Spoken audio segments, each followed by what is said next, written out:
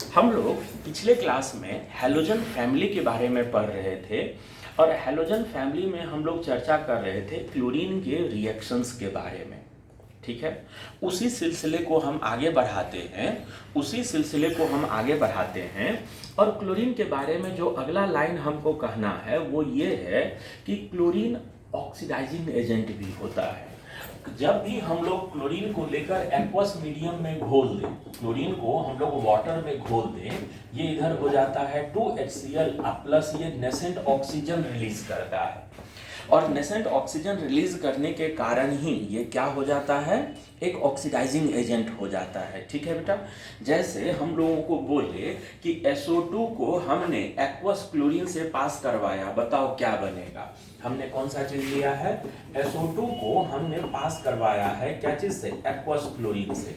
जानते हो बेटा, ये दोनों रिएक्शन करेगा, नेसेंट ऑक्सीजन देगा, वो नेसेंट ऑक्सीजन इसको बदल देगा क्या चीज में, SO3 में। और हम लोग जानते हैं कि SO3 वाटर मॉलिक्यूल में घुलकर क्या चीज में बदल जाएगा, H2SO4। तो बात समझना, एक वाटर मॉलिक्यूल इसको चाहिए, एक वाटर मॉलिक्यूल इसको चाहिए, तो यहाँ वाटर मॉलिक्यूल की संख्या कितनी कर दो। सुनना, उधर जो चीज बन जाएगा वो क्या क्या हो जाएगा, बोल तो। उधर जो हो जाएगा वो क्या हो जाएगा, इधर जो हो जाएगा वो H2SO4 प्लस क्या हो जाएगा, 2HCl हो जाएगा। इसी तरह से अगर हम लोग Na2SO3 को रिएक्शन करवा लें तो वो ऑक्सीडाइज होकर क्या चीज में बदल जाएगा, Na2SO4 में बदल जाएगा। ये बात समझ रहे हो? हाँ, अच्छा अब समझना, एक टर्म होता है जिसको हम लोग बोलते हैं ब्लीचिंग एजेंट। एक टर्म होता है जिसको हम लोग क्या बोलते हैं, ब्लीचिंग एजेंट। अरे बेटा, क्लोरीन का यूज किया जाता है ब्लीचिंग एजेंट के रूप में। ऊन और धागों को ब्लीच करने में क्लोरीन का यूज किया जाता है और क्लोरीन का जो ब्लीचिंग एक्शन है वो ड्यू टू ऑक्सीडेशन है। ऑक्सीडेशन के कारण ब्लीचिंग प्रॉपर्टी होता है, इसलिए इसके द्वारा किया गया ब्लीच जो होता है वो कैसा होता है, परमानेंट होता है। इसके द्वारा किया गया ब्लीच जो होता है वो कैसा होता है, परमानेंट होता है। ठीक है, तो ये हम लोग चर्चा कर रहे थे क्या चीज के बारे में, तो ये हम लोग चर्चा कर रहे थे बोल क्लोरीन के बारे में।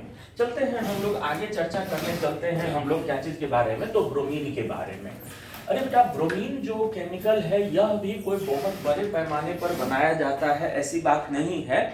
थोड़े बहुत मात्रा में अगर ब्रोमीन बनाना हो तो हम लोग क्या करते हैं कि ब्रोमाइड सॉल्ट में क्लोरीन पास करवा देते हैं। ब्रोमाइड सॉल्ट लेकर क्लोरीन पास करवा दिए, बताए थे ना, जो नॉर्मल हैलाइड सॉल्ट हो उसमें ऊपर वाला हैलोजन नीचे वाले को रिप्लेस कर देता है, जबकि ऑक्सी हैलाइड्स में नीचे वाले ही ऊपर। तो यहाँ इनको ब्रोमाइड सॉल्ट लेके क्लोरीन से रिएक्शन करवाओ, ये 2KCl प्लस ये निकल जाता है क्या चीज, ब्रोमीन के रूप में निकल जाता है। या अगर लैब में थोड़ा बहुत बनाना हो तो फिर वही तरीका, ब्रोमाइड सॉल्ट को H2SO4 और MnO2 से रिएक्शन करवा देते हैं। उसमें भी क्लोरीन में भी न बताए थे क्या किए हम लोग, एक बर्तन में थोड़ा सा ब्रोमाइड सॉल्ट लिए KBr और इसको H2SO4 से रिएक्शन करवाए। अरे बेटा, H2SO4 से रिएक्शन करके ये क्या चीज में बदल जाएगा, HBr में।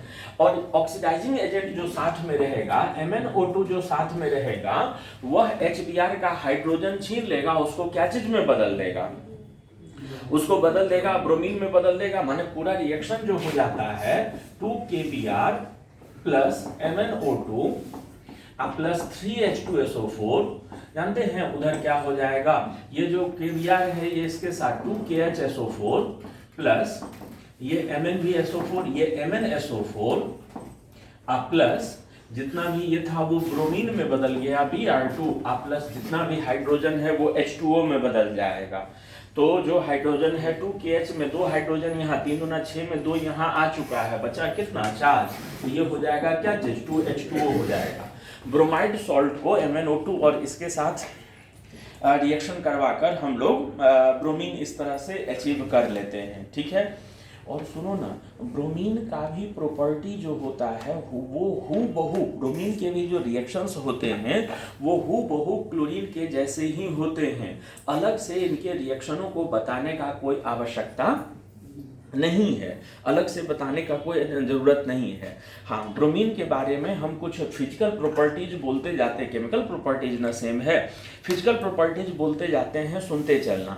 जानते हो बेटा, यह जो होता है वो रेडिश ब्राउन हैवी लिक्विड होता है जिसका डेंसिटी 3.2 होता है। ब्रोमीन का बॉइलिंग पॉइंट 58.5, बहुत जल्दी बॉयल कर जाएगा। ब्रोमीन का बॉइलिंग पॉइंट कितना, 58.5, और फ्रीजिंग पॉइंट होता है -7.2 डिग्री, माइनस में 7.2 डिग्री सी। ये ब्रोमीन का क्या होता है, फ्रीजिंग पॉइंट होता है। ठीक है, फ्रिज होने पर ये येलोइश ब्राउन सॉलिड में बदल जाता है। फ्रिज होने पर क्या बदल जाता है, ठीक है। अच्छा, अब सुनना, ब्रोमीन जो होता है वह फेयरली सॉल्युबल है वाटर में, ठीक ठाक सॉल्युबल है, फेयरली सॉल्युबल है वाटर में, और वाटर में घुले हुए सॉल्यूशन का क्रिस्टलाइजेशन करते हैं तो यह भी बदल जाता है क्या चीज में, Br2.8H2O में बदल जाता है। यह भी बदल जाता है क्या चीज में, Br2.8H2O में बदल जाता है। ये याद रखोगे, ब्रोमीन वाटर में जितना सॉल्युबल है उससे ज़्यादा सॉल्युबल होता है ऑर्गेनिक सॉल्वेंट जैसे कार्बन टेट्राक्लोराइड या CS2 या इस तरह का बेंजीन जैसे सॉल्वेंट में और ज़्यादा सॉल्युबल होता है। ठीक है, ये हम लोग बात कर रहे थे क्या चीज़ के बारे में, ब्रोमीन के बारे में। अरे बेटा, ब्रोमीन के बारे में याद रखना कि C2H4Br2 ethylene bromide, ethylene bromide जो होता है वह एंटी नॉक के रूप में यूज किया जाता है गैसोलीन फ्यूल में। यह यूज किया जाता है क्या चीज के रूप में, एंटी। पहले टेट्रा इथाइल लेड जो इंजन में कंबशन होता है ना, उसमें बहुत ज़्यादा आवाज़ होता है जिसको हम लोग नॉकिंग बोलते हैं। किसी भी गाड़ी का साइलेंसर अगर खुल जाए तो बड़ा तेज आवाज़ वहाँ निकलता है। तो गैसोलीन फ्यूल मैंने पेट्रोलियम फ्यूल में नॉकिंग को घटाने के लिए जो केमिकल मिलाते हैं उसको बोलते हैं एंटी नॉक। और एंटी नॉक के रूप में पहले यूज किया जाता था टेट्रा इथाइल लेड का, पहले यूज किया जाता था क्या चीज का, C2H5 का whole 4Pb tetra ethyl lead use किया। लेकिन लेड बताए थे ना पॉइजनस होता है, तो टेट्रा इथाइल लेड का कभी कभी, अब तो नहीं रहता है लेकिन हाल फिलहाल तक रहता था अनलेडेड पेट्रोल, पेट्रोल पंप पर ये चीज लिखा रहता था। अनलेडेड पेट्रोल माने उस पेट्रोल में नॉकिंग घटाने के लिए ये चीज नहीं मिला हुआ है। पेट्रोल पंप पर देखते हो एक तरफ हाई स्पीड पेट्रोल, एक तरफ नॉर्मल, या एक तरफ पावर वाला पेट्रोल, एक तरफ नॉर्मल वाला पेट्रोल बेचते रहता है। वो पावर वाला पेट्रोल क्या चीज, या हाई स्पीड पेट्रोल क्या होता है, वैसा पेट्रोल जिसमें नॉकिंग कम हो, उससे इंजन का एफिशिएंसी बढ़ जाता है। तो C2H4Br2 इथिलीन ब्रोमाइड यूज किया जाता है क्या चीज के लिए, एंटी नॉकिंग प्रॉपर्टी उसमें होता है, उसके लिए यूज किया जाता है। चलते हैं हम चर्चा करने के लिए ब्रोमीन के बाद क्या चीज के बारे में, तो ब्रोमीन के बाद हम चर्चा करने के लिए चल रहे हैं आयोडीन के बारे में। ब्रोमीन के बाद हम चर्चा करने चल रहे हैं क्या चीज के बारे में, आयोडीन के बारे में। जानते हो बेटा, कर्टियस नाम के साइंटिस्ट, ठीक है, उन्होंने 1812 में सबसे पहले आयोडीन को पहचाना था। ठीक है, तो आयोडीन जो होता है नेचर में कम जगहों पर मिलता है, कुछ जगहों पर कैलिच के रूप में, कैलिच NaNO3 के साथ थोड़ा बहुत NaIO3 भी मिलता है। बात सुनना, चिली सॉल्ट पीटर बोलते हैं NaNO3 को, NaNO3 को क्या बोलते हैं, चिली सॉल्ट पीटर। लेकिन NaNO3 के साथ अगर थोड़ा बहुत मात्रा में सोडियम आयोडेट घुला रहे, चिली सॉल्ट पीटर के साथ थोड़े बहुत मात्रा में क्या घुला रहे, सोडियम आयोडेट। सोडियम आयोडेट कहने का मतलब NaIO3, IO4 हो जाता तो पर आयोडेट, कल बता रहे थे। तो NaIO3 अगर मिला रहे तो उसी को बोलते हैं हम लोग कैलिच, उसको हम लोग क्या बोलते हैं, कैलिच। कैलिच में भी मेन कंपोनेंट NaNO3 ही होता है, लेकिन NaIO3 कुछ ट्रेसेस के रूप में उसके अंदर मौजूद होता है। तो वहाँ से भी आयोडीन का एक्सट्रैक्शन, कैलिच से भी आयोडीन का एक्सट्रैक्शन कर लेते हैं। और समुद्र के अंदर एक तरह का घास होता है जिसको बोलते हैं लेमिनेरिया ग्रास। लेमिनेरिया एक घास के प्रजाति है, एक वैरायटी है ग्रास का, जो कि सी वीड्स है, समुद्र के अंदर पाया जाता है।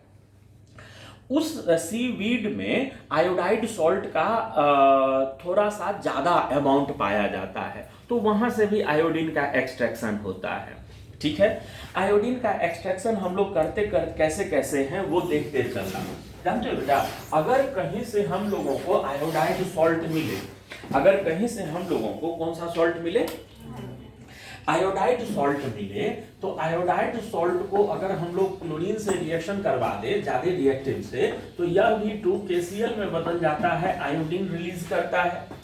अगर हम लोग आयोडाइड सॉल्ट को CuSO4 से रिएक्शन करवा दे, CuSO4 से रिएक्शन करवा दे आयोडाइड सॉल्ट को, तो जानते हो पहला स्टेप रिएक्शन क्या होता है, ये K2SO4 बन जाएगा और ये आयोडीन इसके साथ ये बदल जाएगा क्या चीज में, यह उधर बदल जाएगा Cu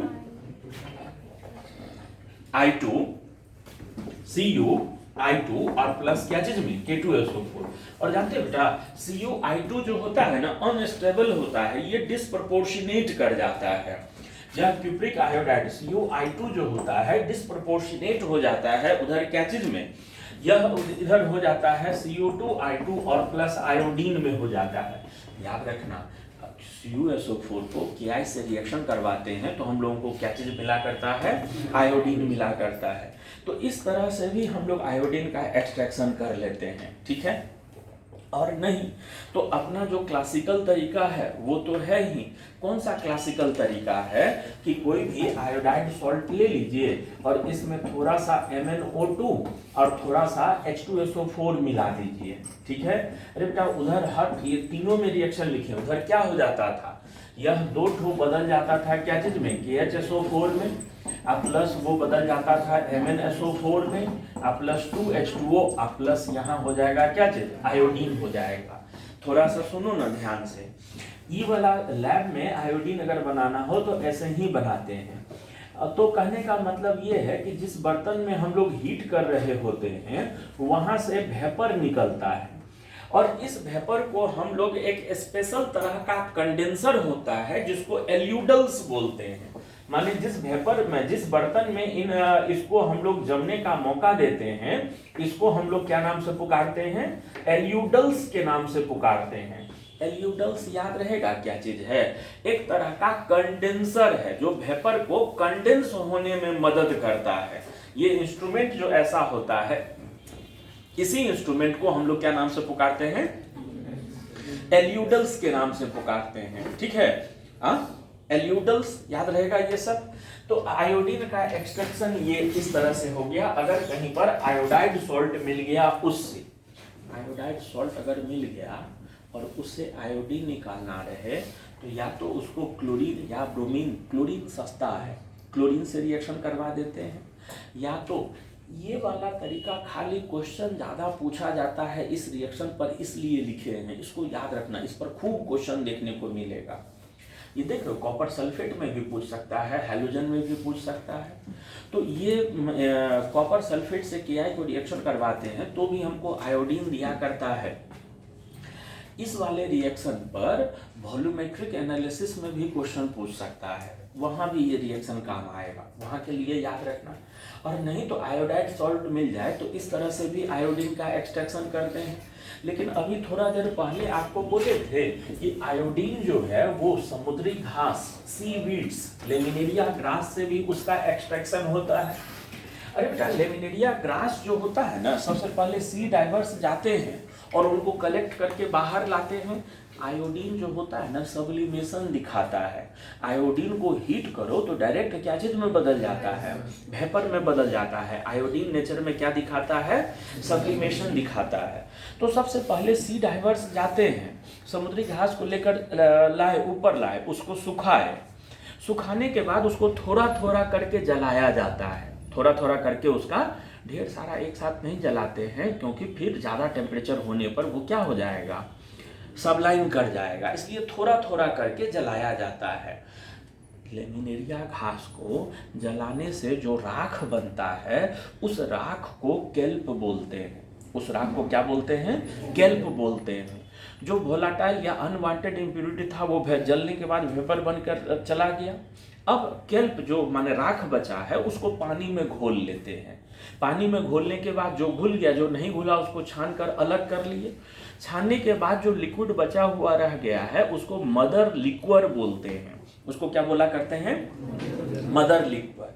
और जानते हो बेटा, उसका हम लोग कंसंट्रेशन करते हैं। उसका हम लोग क्या करते हैं? कंसंट्रेशन करते हैं।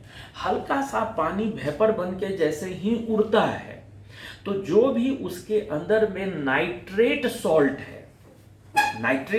है वो पहले प्रेसिपिटेट हो जाता है।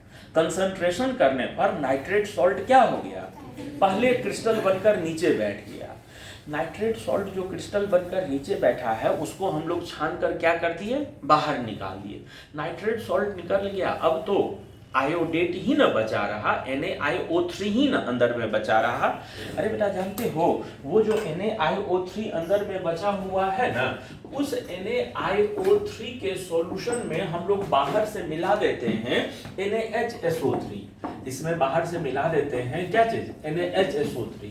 और इसको हम लोग हीट कर देते हैं। इसको हम लोग क्या कर देते हैं? हीट कर देते हैं।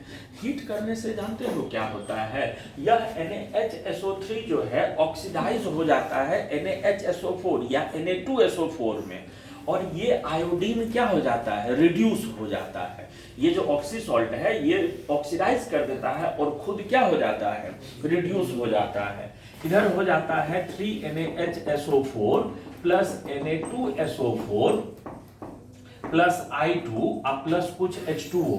H2O कितना हो जाएगा? तो H2O हो जाएगा, जानते हो यहाँ पर 5 था जिसमें 3 हो गया तो एक ही H2O रह जाएगा।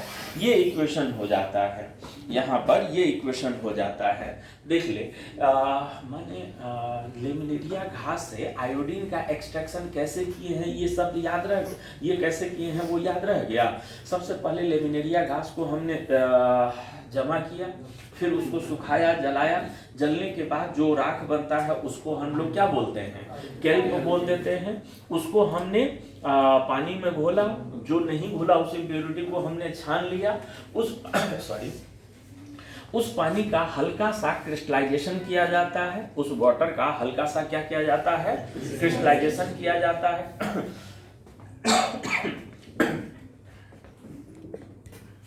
तो ये हम लोग चर्चा कर रहे थे आयोडीन के एक्सट्रैक्शन के बारे में। हम लोग चर्चा करने जा रहे हैं क्या चीज के बारे में? तो आयोडीन के प्रॉपर्टीज के बारे में। तो आयोडीन जानते हैं डार्क वॉयलेट कलर का सॉलिड होता है, मेटालिक लस्टर होता है, चमकते रहता है। और इसका मेल्टिंग पॉइंट जो होता है वो 114 डिग्री सी होता है और बॉइलिंग पॉइंट 184 डिग्री सी होता है। ठीक है, लेकिन रैपिडली अगर हीट किया जाए तो यह डायरेक्ट सबलाइम कर जाता है। याद रखना बेटा, आयोडीन जो होता है वो क्या होता है? सब्लिमेशन दिखाता है। 1700 डिग्री सी टेम्परेचर तक डाई एटॉमिक फॉर्म में एग्जिस्ट करता है, लेकिन 1700 डिग्री सी टेम्परेचर के ऊपर मोनो एटॉमिक फॉर्म में आयोडीन आयोडीन बॉन्ड भी टूट जाता है और यह मोनो एटॉमिक फॉर्म आई के रूप में एग्जिस्ट करता है। ठीक है, जानते हैं यह पानी में स्लाइटली सॉल्युबल है, कम सॉल्युबल है। लेकिन अगर पानी में कोई सैंपल ऑफ वाटर में पहले से Ki घुला हुआ रहे तो इस पानी में आयोडीन की सॉल्युबिलिटी बढ़ जाती है। क्यों? क्योंकि Ki के साथ यह एक कंपाउंड बनाते जाता है जो कंपाउंड होता है Ki3। ये Ki3 बनाकर घुलने लगता है वाटर में, अपने कम सॉल्युबल है। लेकिन पानी में अगर Ki मौजूद हो तो फिर आयोडीन की सॉल्युबिलिटी काफी बढ़ जाती है। क्यों? क्योंकि वो वहां घुलने लगता है क्या चीज में? Ki3 बनाकर। अरे बेटा, आयोडीन जो होता है organic solvent, alcohol, carbon tetrachloride, ether, carbon disulphide, इन तरह के लिक्विड्स में काफ़ी ज़्यादा सॉल्युबल होते हैं। उस तरह के लिक्विड में ये काफ़ी सॉल्युबल हुआ करते हैं। ठीक है, हम लोग चर्चा करने जा रहे हैं क्या चीज़ के बारे में? तो हम लोग चर्चा करने जा रहे हैं आयोडीन का एक दो रिएक्शन जो कि बाकी हैलोजन से अलग है। अरे बेटा, आयोडीन के एस्टिमेशन के लिए यूज किया जाता है हाइपो के सॉल्यूशन का। कोई भी सॉल्यूशन में आयोडीन कितना है उसके लिए यूज किया जाता है क्या चीज के सॉल्यूशन का, हाइपो के सॉल्यूशन का। क्यों? क्योंकि हाइपो के साथ Na2H2O3 के साथ यह क्वांटिटेटिवली रिएक्शन कर जाता है, क्वांटिटी में बिल्कुल परफेक्ट रिएक्शन होता है, कोई भी साइड प्रोडक्ट या ऐसा चीज इसमें नहीं होता है। हाइपो को आयोडीन से रिएक्शन करवाते हैं तो इधर ये बदल जाता है 2NaI प्लस Na2S4O6। Na2S4O6 को सोडियम टेट्राथायोनेट बोलते हैं। Na2S4O6 को हम लोग क्या नाम से पुकारते हैं? Sodium tetrathionate. आइडोमेट्री के द्वारा इसी तरह से आइडोमेट्री में यही रिएक्शन का यूज किया जाता है, पहला रिएक्शन। दूसरा रिएक्शन, अगर हम लोग इसको रिएक्शन करवा दें अमोनिया के साथ, अगर इसका रिएक्शन करवा दे क्या चीज के साथ? अमोनिया के साथ, तो अमोनिया के साथ यह एक एडक्ट प्रोडक्ट बना लेता है। ये इस तरह का प्रोडक्ट बना लेता है, +3HI हो जाएगा, +3HI भी होगा। ये इस तरह का एडक्ट प्रोडक्ट बना लेता है अमोनिया के साथ, अमोनिया और आयोडीन मिलकर Ni3.NH3। और यह नेचर में एक्सप्लोसिव होता है। यह जो होता है 8NH3.Ni3, ये नेचर में एक्सप्लोसिव होता है। 8N2 प्लस ये एक्सप्लोड कर जाता है 8N2 plus 9I2 plus 6NH4I में। ये इस तरह के रिएक्शन के द्वारा एक्सप्लोड कर जाता है, ठीक है। अरे बेटा, अगर हम लोग क्लोरीन वाटर के द्वारा आयोडीन का ऑक्सीडेशन करवा दें, ये आयोडीन का ऑक्सीडेशन करवा रहे हैं क्या चीज के द्वारा? क्लोरीन वाटर के द्वारा। ये 5Cl2 प्लस 5H2O, तो ये क्या चीज में बदल जाएगा? यह बदल जाएगा, ये याद है ना, 5 नेसेंट ऑक्सीजन देगा, I2O5, और I2O5 फिर से पानी में घुलकर I2O5 फिर से पानी में घुलकर HiO3 में बदल जाएगा। क्या चीज में बदल जाएगा? HiO3 में। तो एक वाटर मॉलिक्यूल इसको और दे दो, यहाँ पर टोटल वाटर मॉलिक्यूल की संख्या कितनी कर दो? अरे बेटा, उधर क्या हो जाएगा बोल? उधर हो जाएगा 2 मोल ऑफ HiO3 प्लस ये जान रहे हो ना आप लोग क्या चीज में बदल जाएगा? ये बदल जाता है क्या चीज में? HCl में। नहीं, ये HCl बनाएगा तब ना नेसेंट ऑक्सीजन देता है। तो ये कितना HCl हो जाएगा? 10 HCl बेटा, ये 10 HCl ना, ये 10 HCl में बदल जाएगा, ठीक है। आयोडोफॉर्म रिएक्शन ऑर्गेनिक में जो होता है वो जानते हो ना, अगर कहीं भी COCH3 हेलोफॉर्म रिएक्शन भूल गए, कहीं भी COCH3 वाला ग्रुप हो, इसको अगर रिएक्शन करवा लें आयोडीन और +4 KOH या KOH के साथ, तो ये वाला पार्ट जो है उधर क्या चीज में बदल जाता है? आयोडोफॉर्म में। रेस्ट पार्ट जो होता था वो क्या चीज में बदल जाता था? तो एसिड में बदल जाता था। ये था, हम लोग चर्चा कर रहे थे आयोडीन के कुछ प्रॉपर्टीज के बारे में चर्चा कर रहे थे।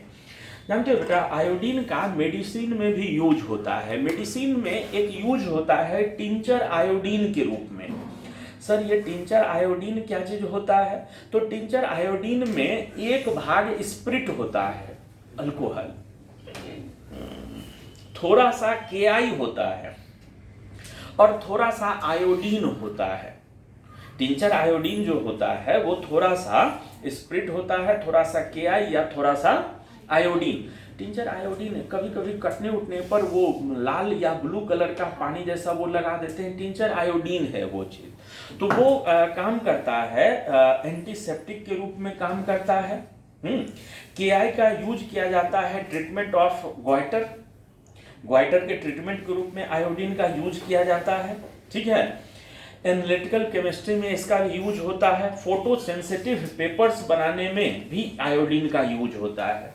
तो ये हम लोग चर्चा कर रहे थे क्या चीज के बारे में? ये हम लोग चर्चा कर रहे थे आयोडीन के बारे में। अरे बेटा, आयोडीन के बाद हम लोग चर्चा करने जा रहे हैं हैलो एसिड्स के बारे में। आयोडीन के बाद हम लोग चर्चा करने चल रहे हैं क्या चीज के बारे में? तो हैलो एसिड के बारे में ध्यान देते रहना। हम लोग चर्चा करने चल रहे हैं हैलो एसिड के बारे में। हेलो एसिड अगर बोलते हैं तो 4 हेलो एसिड का चर्चा करना लाजमी है।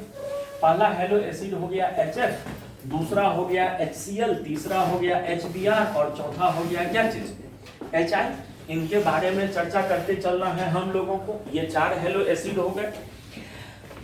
चारों के बारे में एक एक करके हम बोलते चलते हैं, सुनते चलना।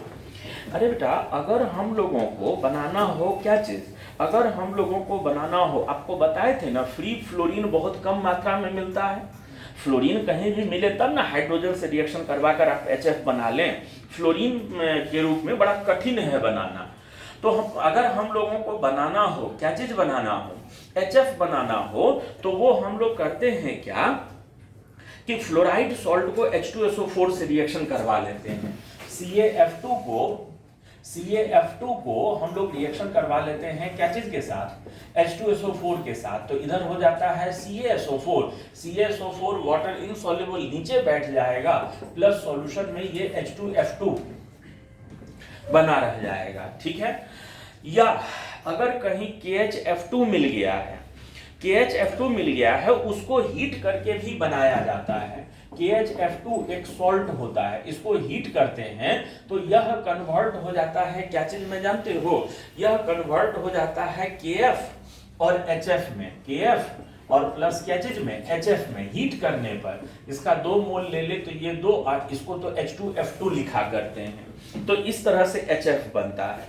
अरे बेटा, अगर हम लोग बात करें क्या चीज के बारे में, तो अगर हम लोग बात करें HCl के बनाने के बारे में, तो HCl बनाना अगर हो तो डायरेक्ट हाइड्रोजन, बोले थे ना क्लोरीन बहुत बड़े पैमाने पर मिलता है, तो हाइड्रोजन क्लोरीन को रिएक्शन करवा लो तो भी HCl बनता है। इस तरह से भी बड़े पैमाने पर HCl बनाया बेचा जाता है, क्योंकि जहां भी अल्कली का इंडस्ट्री हो वहां हम लोगों को क्लोरीन तो यूं ही मिल जाता है, तो डायरेक्ट हाइड्रोजन से कंबाइन करवाकर HCl बनाकर बेचता है, ठीक है। नहीं, अगर ये तरीका ना मिला तो क्लोराइड सॉल्ट समुद्री नमक NaCl, क्लोराइड सॉल्ट को हम लोग क्या करते हैं कि क्लोराइड सॉल्ट को H2SO4 से रिएक्शन करवा दिए तो ये इधर बदल जाता है K2SO4 प्लस वोलाटाइल, ये HCl वेपर बनकर निकल जाता है, जिसको जमा करके ठंडा कर लेते हैं। हाँ, अब सुनो, अगर हम लोगों को ब्रोमाइड बनाना हो, अगर हम लोगों को क्या बनाना हो, हाइड्रोजन ब्रोमाइड बनाना हो, तो ये वाला तरीका तो सदाबहार है। H2Br2 इधर बन गया हम लोगों का क्या चीज, ये 2HBr बन गया। लेकिन तुम लोगों को याद है H2SO4 में बताए थे एक बात, बहुत ध्यान से सुनना, हमको लगता है शायद याद हो ये बात। H2SO4 में आप लोगों को बताए थे कि क्लोराइड सॉल्ट को अगर H2SO4 से रिएक्शन करवाओ तो HCl बनेगा, और H2SO4 इतना भी मजबूत ऑक्सीडाइजिंग एजेंट नहीं है कि HCl को ऑक्सीडाइज कर सके। लेकिन ब्रोमाइड सॉल्ट को अगर H2SO4 से रिएक्शन करवाओ तो HBr बनेगा, लेकिन H2SO4 उस HBr को, अरे बेटा, यहां अगर हमको HBr बनाना है तो KBr को H2SO4 से रिएक्शन करवाकर बना सकते हैं, नहीं बना सकते। ध्यान दे रहे हो, याद आ रहा है जो बोल रहे हैं। इनको अगर इससे रिएक्शन करवाने लगेंगे तो HBr बनेगा, सही, बनने तक कोई दिक्कत नहीं है, लेकिन बना हुआ HBr क्या होने लगेगा, H2SO4 उसको फर्दर ऑक्सीडाइज कर देगा। तो ये तरीका HBr बनाने के लिए यूज नहीं किया जा सकता। तो सर तब कैसे बनाते हैं ये तरीका, ना तो और कोई तरीका है क्या? हाँ, हम लोग करते हैं क्या कि यहाँ से ब्रोमीन बन जाएगा, KBr को H2SO4 से रिएक्शन करवा कर क्या बन जाएगा, ब्रोमीन, और उस ब्रोमीन को फास्फोरस से रिएक्शन करवा दो, उस ब्रोमीन को रिएक्शन करवा दो क्या चीज से, फास्फोरस से। तो इधर बन गया PBr3 बन गया इधर, और फास्फोरस हैलाइड को वाटर से रिएक्शन करवा दो। ये जो PBr3 बन गया है इसको रिएक्शन करवा देते हैं क्या चीज के साथ, वाटर के साथ। वाटर का 3 OH लेकर ये बदल जाता है H3PO3 में, और 3 हाइड्रोजन लेकर वो बदल जाता है क्या चीज में, HBr में। बेटा ये वाला रिएक्शन याद रह गया, ये क्यों लिखे हैं और क्या लिखे हैं, दोनों बात याद रह गया सभी लोगों को। ब्रोमाइड या आयोडाइड सॉल्ट को डायरेक्ट H2SO4 से रिएक्शन करवाकर HBr, क्यों, क्योंकि बना हुआ HBr फिर से H2SO4 के साथ ऑक्सीडाइज हो जाएगा। तो क्या करते हैं हम लोग, तो हेलोजन को फास्फोरस से रिएक्शन करवाकर फास्फोरस हैलाइड, सेम चीज आयोडीन में भी, ये आयोडीन 2Hi + I2, अरे बेटा ये रिएक्शन तो रिवर्सिबल होता है Hi वाला, तो यहाँ भी मेन बनाने का तरीका यही है 2p + 3I2, तो इधर बन गया क्या चीज 2Pi3, और ये जो Pi3 बना है इसको फिर हम लोग वाटर से रिएक्शन करवा देते हैं, तो इधर हो जाता है क्या चीज H3PO3 और प्लस क्या चीज 3Hi। इस तरह से आयोडाइड सॉल्ट बना लिया करते हैं, इस तरह से हम लोग बना लिया करते हैं क्या चीज आयोडाइड। इस तरह से हेलो एसिड बनाने के तरीकों के बारे में हम चर्चा किए। अरे बेटा अगर हम लोग बात करें एसिडिक स्ट्रेंथ के बारे में, तो याद रखना HF बहुत कमजोर एसिड होता है। HF का Ka वैल्यू होता है, इसका जो Ka वैल्यू होता है 7 × 10⁻⁻4, जबकि इनका जो Ka वैल्यू होता है 7 × 10⁻, इसका जो Ka वैल्यू होता है वो 7 × 10⁸, उनका जो Ka वैल्यू होता है 7 × 10⁻10, इनका जो Ka वैल्यू होता है 7 × 10⁻10, इसका जो Ka वैल्यू होता है वो 7 × 10⁻11। ये एसिडिक स्ट्रेंथ का देखो ना, इनके तुलना में वो कितना गुना ज्यादा एसिडिक है, 11 और 4 15, 10⁻15 गुना ज्यादा एसिडिक है कौन, HI इन लोगों से बहुत ज्यादा एसिडिक हुआ करता है। ठीक है, जानते हो HF का डिसोसिएशन एनर्जी, HF का बॉन्ड एनर्जी जो होता है वो होता है 136 kJ/mol। HCl का जो बॉन्ड एनर्जी होता है वो होता है 105 kJ/mol, इसका 86 और उसका 70, इसका HBr का जो बॉन्ड एनर्जी होता है वो 86 kJ/mol, और इसका HI का जो बॉन्ड एनर्जी होता है वो 70 kJ/mol।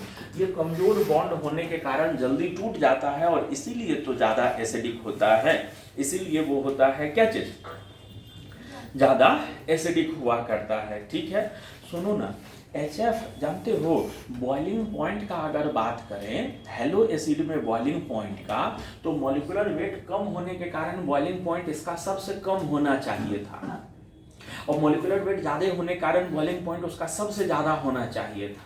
लेकिन ये गजब बदमाशी करता है, हाइड्रोजन बॉन्ड बना बना 2 मॉलिक्यूल जुड़ जाता है, तो मॉलिक्यूलर वेट भी इफेक्टिवली थोड़ा बढ़ गया है, H2F2 हो गया है, मॉलिक्यूलर वेट भी बढ़ गया है, और दूसरा इनमें आपस में क्या हुआ करता है, हाइड्रोजन बॉन्डिंग। अरे बेटा तो इनका बॉइलिंग पॉइंट जो होता है ना, दूसरे नंबर पर सबसे कम बॉइलिंग पॉइंट किनका हुआ करता है, यहाँ जो बॉइलिंग पॉइंट होता है इनका बॉइलिंग पॉइंट 110 होता है, इनका बॉइलिंग पॉइंट कितना होता है, सॉरी इनका 110 होता है, इनका जो बॉइलिंग पॉइंट होता है वो कितना होता है 110 डिग्री, इनका हो जाता है 120 डिग्री, और उनका जो हो जाता है वो 126 और 127, इनका जो बॉइलिंग पॉइंट हो जाएगा, इनका जो बॉइलिंग पॉइंट नहीं लिखना था, हाँ, इनका जो बॉइलिंग पॉइंट हो जाएगा वो कितना हो जाता है, इसका कितना बोले थे 126 डिग्री, और इसका कितना बोले थे बॉइलिंग पॉइंट 127 डिग्री हो जाया करता है। तो हेलो एसिड में बॉइलिंग पॉइंट सबसे कम हुआ करता है किनका,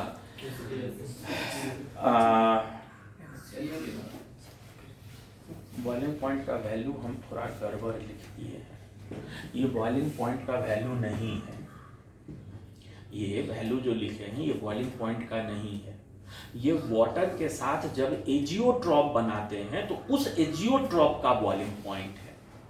ये जो बॉइलिंग पॉइंट लिखे हैं ये क्या चीज का बॉइलिंग पॉइंट है, ये वाटर के साथ जब एजियोट्रॉप बनाते हैं, वाटर के साथ एक कांस्टेंट बॉइलिंग मिक्सचर बना लेते हैं ना, तो उस एजियोट्रॉप का ये बॉइलिंग पॉइंट है। ठीक है, ये जब 36% होगा तब जाकर एजियोट्रॉप बनाता है, ये 22.4% में ही एजियोट्रॉप बना लेता है, ये 47% पानी में रहेगा तब जाकर एजियोट्रॉप बनाएगा, और वह 57% होगा तब जाकर एजियोट्रॉप बनाएगा, और ये एजियोट्रॉप का बॉइलिंग पॉइंट है, ध्यान दिए।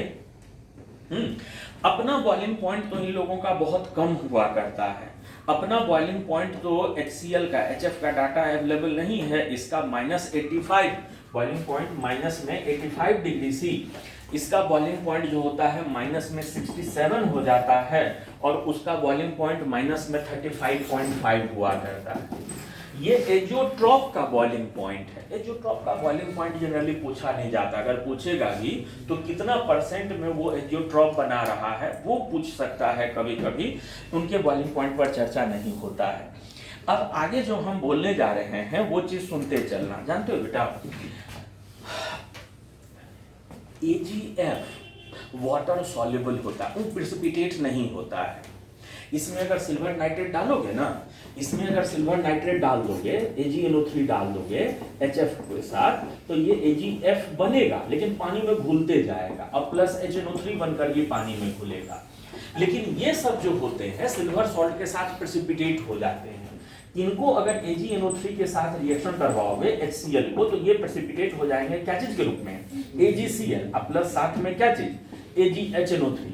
इनको अगर सिल्वर नाइट्रेट के साथ रिएक्शन करवाओ HBr का, तो इधर क्या हो जाएगा, AgBr, अब प्लस क्या चीज, HNO3। और इनको भी अगर रिएक्शन करवाओ, AgNO3 के साथ रिएक्शन करवाओ क्या चीज का, HI का, तो इधर क्या हो जाएगा बेटा, AgI, अब प्लस क्या चीज, HNO3।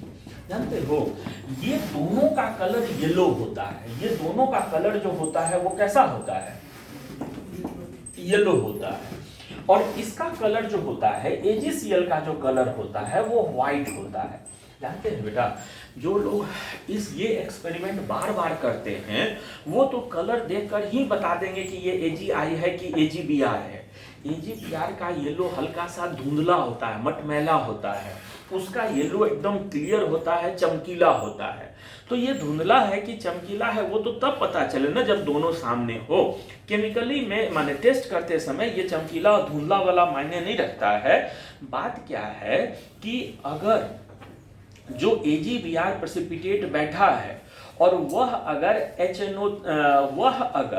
अमोनिया सॉल्यूशन में घुल जाए, वह अगर अमोनिया सॉल्यूशन में क्या हो जाए, घुलने लगे, तो इसका मतलब वो AgBr है।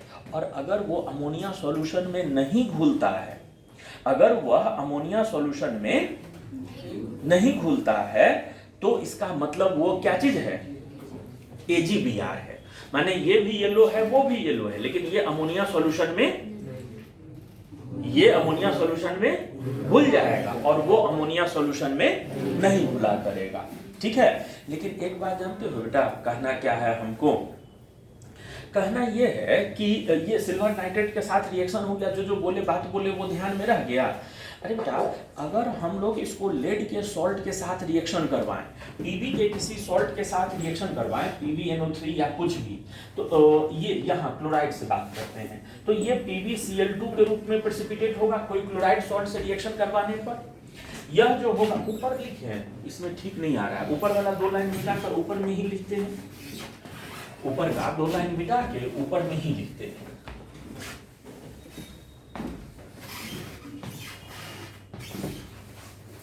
हम रिएक्शन सारे हेलो एसिड का करवाने जा रहे हैं क्या चीज के साथ, Pb के सॉल्ट के साथ।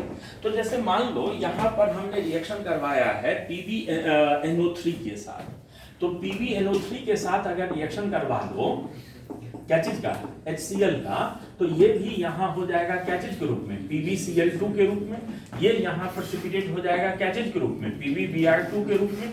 और ये यहाँ प्रेसिपिटेट हो जाएगा क्या चीज के रूप में, PbI2 के रूप में। बाकी तो सारे कंपोनेंट सेम के सेम रहेंगे। जानते हैं बेटा, कहना क्या है, PbCl2 PbBr2 दोनों का कलर व्हाइट होता है, और PbI2 का कलर अगेन ये कैसा हो जाता है, ये येलो हुआ करता है। ठीक है, PbI2 का कलर कैसा हुआ करता है, येलो हुआ करता है। लेकिन याद रखना, PbI2 जो होता है ना वह और PbBr2 जो होता है यह हॉट वाटर में सॉल्युबल होता है। PbCl2, PbBr2 और PbI2 यह सब के सब हॉट वाटर में क्या होते हैं, सॉल्युबल होते हैं, तीनों हॉट वाटर में सॉल्युबल होते हैं। हाँ, ये तीनों के तीनों जो होते हैं वो क्या चीज होते हैं, हॉट वाटर में सॉल्युबल हुआ करते हैं। टीबी के बारे में इतना बात बताए हैं, वो याद रह गया जो जो चीज़ बताए हैं। तो ये हम लोग चर्चा कर रहे थे क्या चीज़ के बारे में, ये हम लोग चर्चा कर रहे थे हेलो एसिड्स के बारे में। जानते हैं बेटा, हेलो एसिड्स के बारे में एक चीज़ बताना हमको बाकी रह गया है। याद है ना, एक बार आपको बताए थे कि इसका यूज किया जाता है, HF का यूज किया जाता है क्या चीज़ में, इचिंग ऑफ ग्लास में। सिलिका हो चाहे ग्लास हो, दोनों को ये घोल लेता है।